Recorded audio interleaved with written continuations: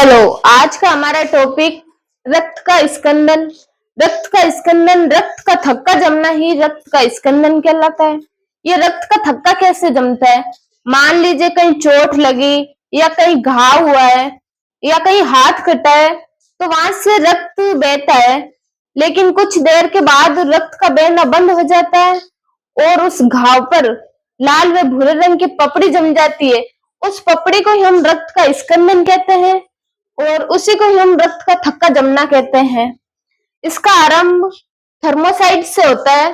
थर्मोसाइट जो प्लेटलेट्स होता है, ये रक्त के अंदर होता है। थर्मोसाइट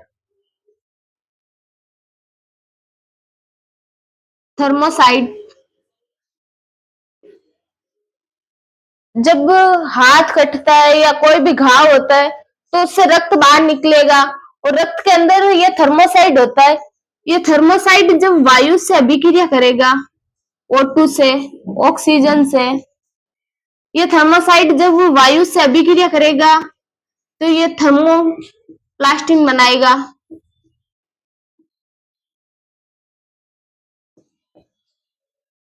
ये थर्मोप्लास्टिन बनाएगा। ये थर्मोप्लास्टिन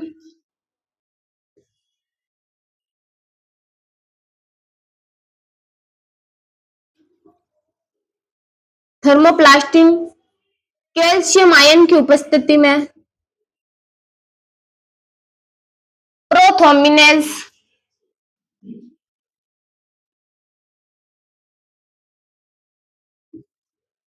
प्रोथ्रोम्बिनेज या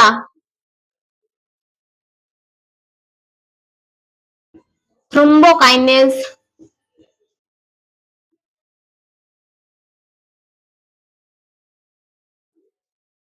थर्मोकाइनेज बनाएगा।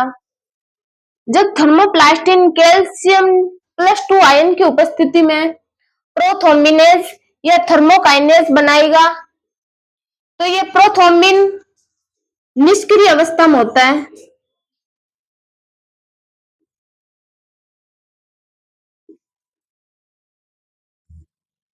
ये निष्क्रिय अवस्था में होता है। निष्क्रिय अवस्था का मतलब ये सोया हुआ रहता है। जब प्रोथ्रोम्बिन सक्रिय अवस्था में आएगा तो ये थ्रोम्बिन बनाएगा।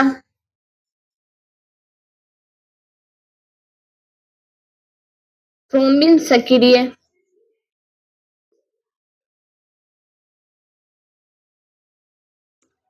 जब थ्रोम्बिन सक्रिय कैल्शियम की उपस्थिति में ये फाइब्रिनोजन बनाएगा।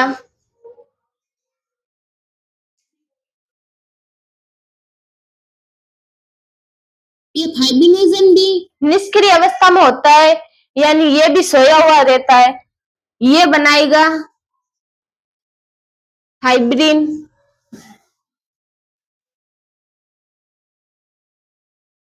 ये फाइब्रिन एक जाल होता है। फाइब्रिन की ऐसी संरचना होती है जाली जैसी। ये फाइब्रिन का जाल होता है। जब भी घाव होता है तो उसके ऊपर ये ऐसे जाली टाइप संरचना बनती है, इसको हम फाइब्रिन का जाल कहते हैं। और इस जाली के अंदर हमारे WBC, RBC ये क्षतिग्रस्त भाग होते हैं जो इस जाली के अंदर फंस जाते हैं, जिसके कारण ये जाली बंद हो जाती है और हमारा रक्त बहना बंद हो जाता है। ये घाव के ऊपर बनती है। इसी को हम पतली वो पपड़ी कहते हैं। इसके अंदर RBC, WBC, प्लेटलेट्स ये इसके अंदर फंस जाते हैं, जिसके कारण घाव के ऊपर एक पपड़ी जम जाती है और उस पपड़ी को ही हम रक्त का स्कंदन कहते हैं और इसी कारण ये रक्त का थक्का जमता है। ये एक बार फिर से देखो, थर्मोसाइट जब वायु से अभिक्रिया करता है तो थर्मोप्लास्टिन बनाता है।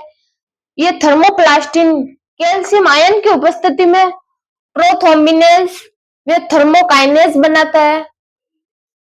थ्रोम्बिन हमारे पास निष्क्रिय अवस्था में होता है जब इसको सक्रिय अवस्था में लाएंगे तो ये थ्रोम्बिन सक्रिय बनेगा।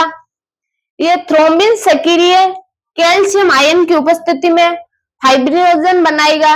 ये फाइब्रिनोजन फाइब्रिन का जाल बनाएगा और ये जाल ही रक्त का थक्का जमना कहलाता है।